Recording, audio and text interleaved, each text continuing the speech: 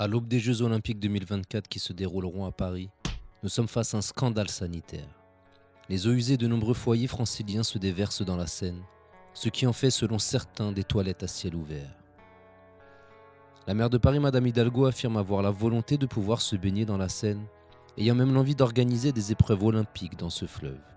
Le triathlon se déroulera dans la Seine, au pied de la Tour Eiffel. Et nous allons travailler, bien sûr, avec toutes les communes riveraines, puisque Oui, bien pour sûr. arriver au niveau de qualité de l'eau qui permettent cette baignade-là, pour une épreuve sportive et plus si affinité, Ah bon en 2024, eh bien, pour qu'on arrive à ce niveau de qualité de l'eau, il faut bien sûr continuer à travailler. Mais d'ores et déjà, il y a une qualité de l'eau améliorée. On retrouve des Est-ce que vous espèces pourriez de poissons. ouvrir des zones de baignade dans Paris?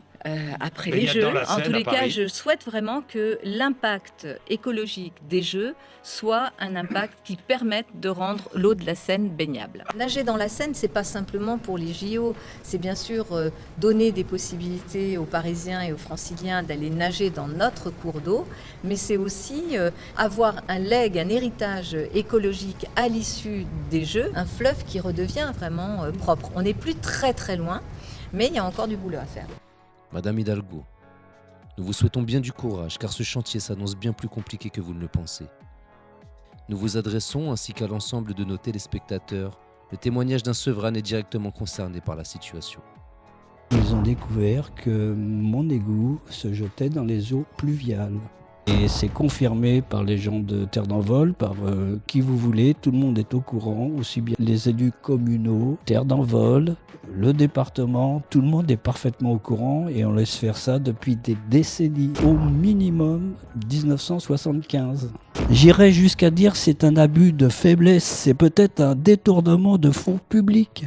Depuis des décennies, on paye une taxe de rejet que nous, ça s'en va directement dans la Morée et dans la Seine.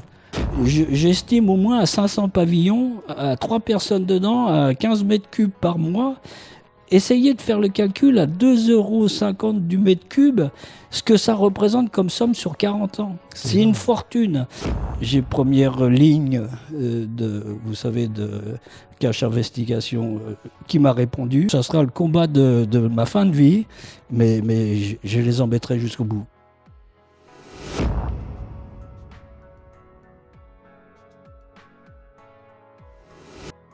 Bonjour, Sullivan Jousse, conseiller municipal de la ville de Sevran. Je veille au respect de l'égalité devant la loi et au respect de la dignité humaine.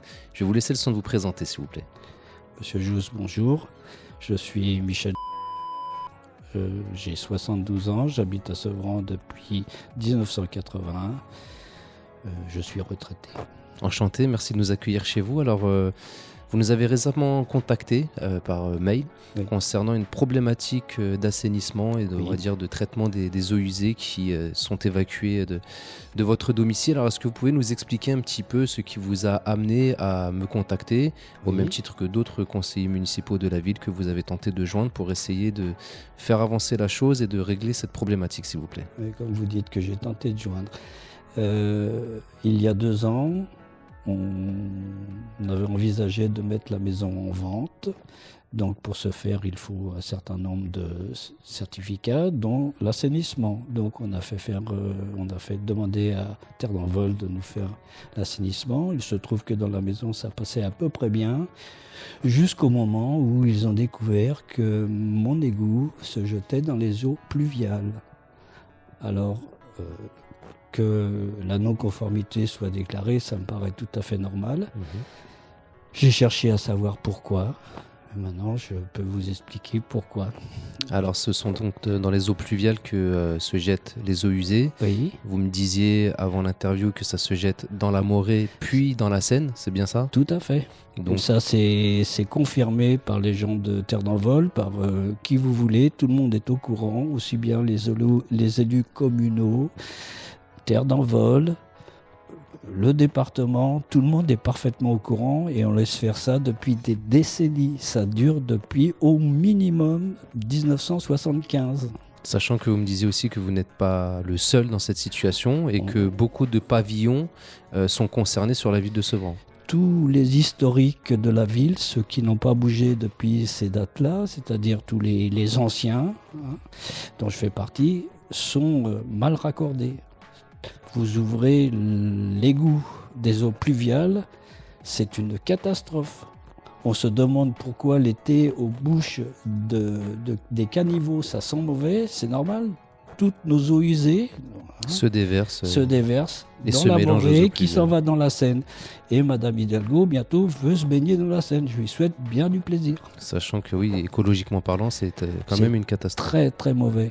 Alors, tout le monde le sait, c'est connu de tous, surtout de nos responsables. Maintenant, des citoyens, des habitants, je ne suis pas sûr, ils découvriront peut-être comme moi que... Moi, j'ai fait un sondage autour de moi dans la rue, et je peux vous dire qu'au moins 30 à 40% sont mal raccordés.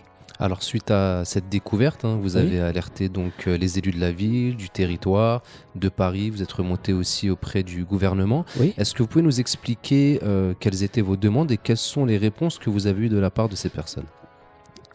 Les réponses, je dois être conforme. En fait, la réponse principale, je dois être conforme et c'est tout. Voilà. On me dit pas comment faire. On m'a accordé des aides. Je ne souhaite pas d'aide. Je ne suis pas là pour réclamer des aides. Je veux juste que la canalisation qui va se déverser dans le bon réseau, le réseau qui a été posé en 1975, arrive chez moi. Moi, chez moi, je ferai le nécessaire pour être conforme à la réglementation, ce qui est tout à fait normal. Donc aujourd'hui, votre souhait, c'est de pouvoir savoir où arrive cette canalisation sur laquelle vous devez aujourd'hui être raccordé, Oui. savoir si elle arrive dans votre parcelle de terrain, Oui. et si ça n'est pas le cas, que le raccordement puisse être fait jusqu'à votre mur et vous vous chargez du reste. Monsieur Jousse, tout à fait. C'est tout à fait ce que je demande et je ne demande que ça. Je ne demande rien d'autre. Alors, monsieur Verbruge, directeur des services de Terre d'Envol, m'a écrit en me disant qu'effectivement, il y avait quelque chose qui était en attente, qui n'était pas affleurant. Je ne sais pas ce que ça veut dire déjà, qui n'était pas affleurant, mais qui ne savait même pas trop où ça se trouvait. Donc, imaginez quand vous faites venir une entreprise pour chercher ce tuyau que vous ne savez pas où il est. Moi, j'ai une façade de 12 mètres. Ce qui fait qu'ils me disent, elle est quelque part là sur les 12 mètres, je vais tout creuser. Et là, ça coûte une fortune. Mais logiquement, si on va dire le territoire a fait les travaux de raccordement, même s'il y a quelques années, ils sont censés avoir un plan pour vous dire exactement à quel endroit arrive cette canalisation. Monsieur Jousse, si vous voyez avec quel plan la ville, Terre d'Envol, travaille, mais c'est digne du plus mauvais artisan du quartier. Vous avez vu ces plans ? Je les ai, je peux vous les transmettre, vous pouvez les transmettre, ils seront connus, c'est les services techniques de la ville qui me les ont fait parvenir. Donc voilà, c'est pas moi qui les ai faits. On a créé, en 75, ils ont créé, puisqu'on a voulu faire la séparation des eaux pluviales et des eaux usées, on a créé un deuxième réseau. Ce deuxième réseau, schématiquement, on va dire que c'est l'autoroute. On n'a pas fait les bretelles de raccordement. Donc, on a une autoroute qui est merveilleux, c'est super, mais personne ne peut aller dedans. Sauf les nouveaux arrivants qui, du fait qu'on leur dise la non-conformité, font le nécessaire. Font les travaux directement. Creusent voilà, la rue. Or, c'est pas à eux. À leurs frais. À leurs frais, bien sûr. Donc, la ville, ou le Paris Terre d'Envol, ou le département, je ne sais pas qui, profite de cette situation pour mettre aux normes l'assainissement aux frais du contribuable. Alors que de base, ce réseau-là est à leurs frais et ce n'est uniquement le raccordement de la maison sur cette arrivée qui est à la charge du propriétaire. Et encore, normalement, on devrait avoir... Normalement, ce qui se fait dans les villes où ça a bien été conçu, je ne sais pas, quand vous faites la viabilité d'un terrain, vous amenez les éléments pour que la personne puisse se raccorder. Enfin, je ne sais pas. Nous, cette maison, elle a été construite par mon grand-père en 1928. Je la connais parfaitement, je connais son histoire, je connais ce qui s'est passé. On ne va pas me raconter des salades. Donc, on a laissé ça. Ma grand-mère, en 1975, j'ai le récépissé, a payé un raccordement à l'égout. Si elle a payé un raccordement à l'égout, c'est que normalement, en 75, on lui a fait quelque chose. On n'a rien fait. Elle était âgée. J'irais jusqu'à dire c'est un abus de faiblesse. C'est peut-être un détournement de fonds publics. Vous voyez ce que je veux dire? Ça va très loin. Et on paye. Et on continue à payer, là, sur la facture de Veolia. À la deuxième page, vous avez le rejet des eaux usées. Nous, nos eaux usées, on nous prend 2 €, à peu près 2 €, 2,50 € du mètre cube rejeté.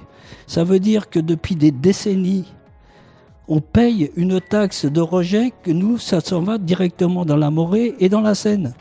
On paye une station d'épuration pour rien. C'est pas normal. Et je sais que vous avez contacté aussi M. Chauvet, qui est en charge de Monsieur Chauvet, il est gentil. Qui fait partie du groupe écologiste, donc c'est une question logiquement qui doit quand même... Monsieur Chauvet, j'attends un rendez-vous depuis des semaines, des mois. Monsieur Chauvet me répond, me dit que j'ai 2 raccordements sur ma parcelle. Alors Monsieur Chauvet, il se déplace, il vient me voir, Monsieur Chauvet. On fait le tour de la maison, il me trouve le 2e, je lui paye le restaurant. Où il veut, quand il veut, avec toute sa famille, même s'il veut. C'est contradictoire entre M. Chauvet et M. Verbruch des services de Paris Ternavol. Ils ne sont même pas d'accord entre eux. Il y en a un qui me dit que c'est l'eau, mais on ne sait pas le trouver, c'est dehors, mais on ne sait pas le trouver. L'autre, il me dit que c'est dedans. Personne n'en sait rien. C'est un peu comme en ce moment, quand on parle du Covid, tout le monde a sa version et personne ne sait vraiment ce qui se passe. Je suis en colère. Vous avez aussi demandé un rendez-vous avec monsieur le maire? J'ai demandé. À la mairie, vous ne pouvez plus rentrer. Déjà, à la mairie, vous pouvez y aller avec votre courrier, vous sonnez, il y a quelqu'un qui vient vous répondre, qui vient vous voir, vous déposez votre courrier, on transmettra. Je n'ai aucune réponse. Si de temps en temps un courrier pour me dire il faut vous mettre aux normes, la Paris Ternavol a dit que... Je leur explique pourquoi. Non, mais on revient toujours sur le même sujet. En fait, c'est des courriers tout faits, c'est impersonnel.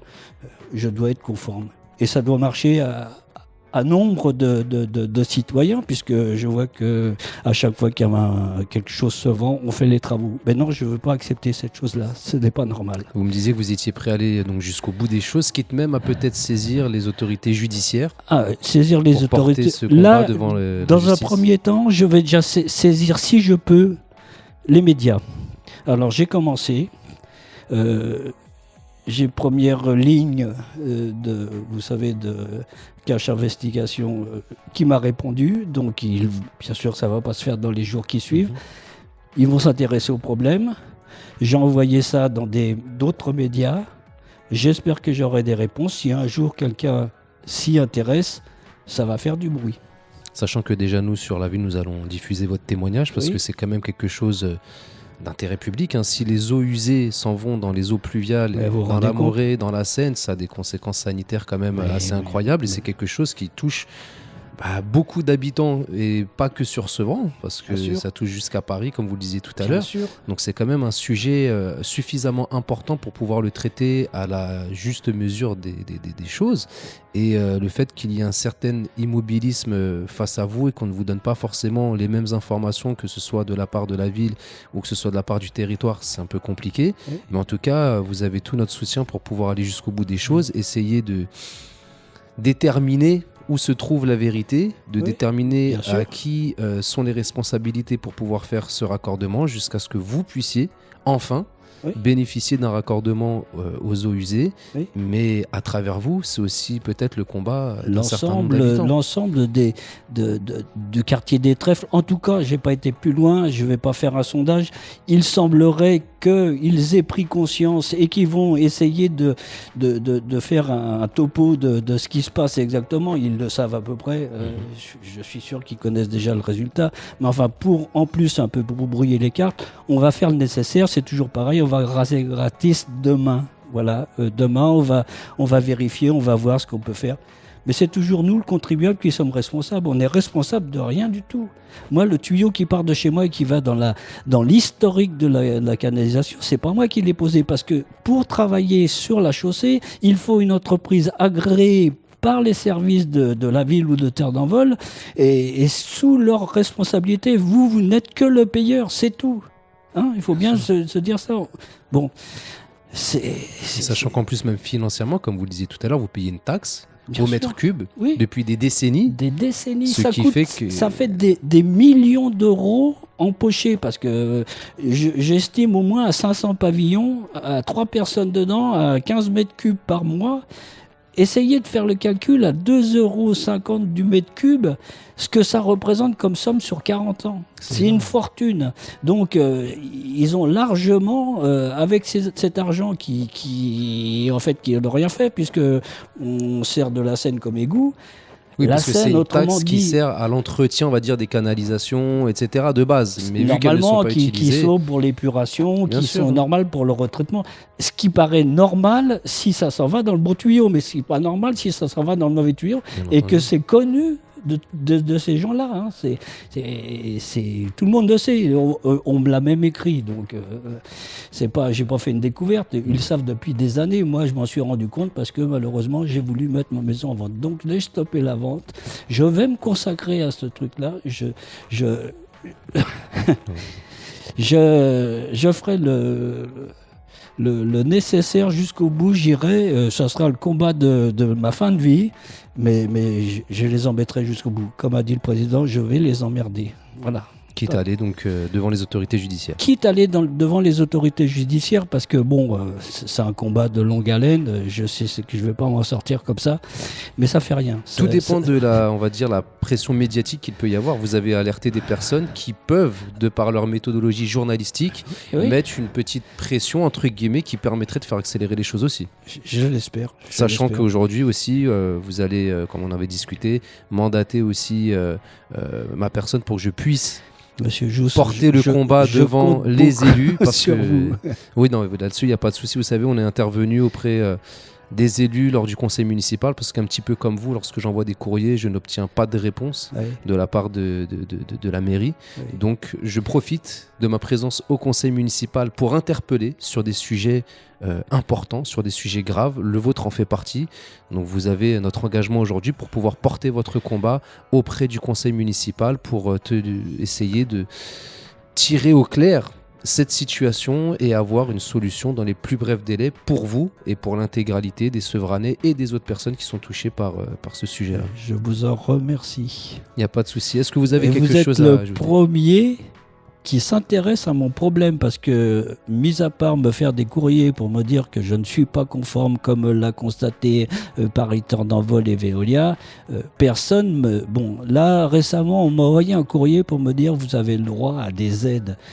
Je me répète, je ne suis pas là pour réclamer des aides, je suis là juste pour qu'ils fassent ce qu'il y a à faire pour que moi, citoyen, je puisse rejeter correctement mes eaux usées, mes eaux pluviales dans les réseaux qui sont faits à cet effet. Je n'ai pas à payer, on est là depuis pratiquement 100 ans et je vais payer des canalisations. Ils ont passé ces canalisations, nous étions là, qui nous amènent ce qu'il faut à notre domicile, c'est tout. Tous les prestataires, que ce soit l'électricité, le gaz et même l'eau, on vous amène ça, ou l'Internet, on vous amène ça à un compteur, à une prise. Bien sûr. Voilà, chez vous. Après, vous distribuez chez vous comme vous le souhaitez, dans les normes, mais comme vous le souhaitez. Là, ces gens-là vous laissent ça au milieu, disent bon ben, on vous a fait l'autoroute, la bretelle de raccordement, c'est à vos frais. Non, mais sachant que cette bretelle, comme vous le dites, est en dehors de votre parcelle, c'est pour ça que... la bretelle, elle est en dehors, elle est là-bas, quelque part, où même le directeur des services techniques de Paris Terre d'Envol ne sait pas dire où. Alors, vous vous rendez compte Ça, par contre, c'est quand même assez incroyable. Vous vous rendez compte ? Logiquement, ils doivent avoir un réseau, un plan de tout le réseau des canalisations. C'est le minimum. Le Comment on peut travailler comme ça ? Comment ces gens-là ne peuvent travailler comme ça ? Je vous fais voir le plan, vous rigolez. De toute façon, nous n'hésiterons pas à mettre en lumière aussi un certain nombre de documents que vous avez reçus ou qu'on vous a fait parvenir pendant cette petite vidéo pour que les téléspectateurs puissent apprécier un petit peu la nature du combat et voir ce qu'on vous a répondu, voir les plans sur lesquels les services s'appuient, où on tente de s'appuyer pour essayer d'y voir un peu plus clair. Donc en tout cas, je vous remercie pour votre témoignage. C'est moi qui vous remercie. Je vais vous laisser le mot de la fin si vous voulez conclure par un mot particulier. Et puis en tout cas, je vous vous souhaite beaucoup de courage pour le combat. Vous aurez notre appui, notre soutien, en espérant voir une issue favorable le plus rapidement possible, même si vous en avez conscience, ça peut être un combat de longue haleine qui peut durer un certain nombre de temps. Oui, mais, parce que ces gens-là savent faire durer, ils ont en partie la loi pour eux, mais je me battrai. Je ne lâcherai pas. On se battra à vos côtés en tout cas. Je vous remercie beaucoup. Bon courage à vous, à bientôt. Merci, au revoir.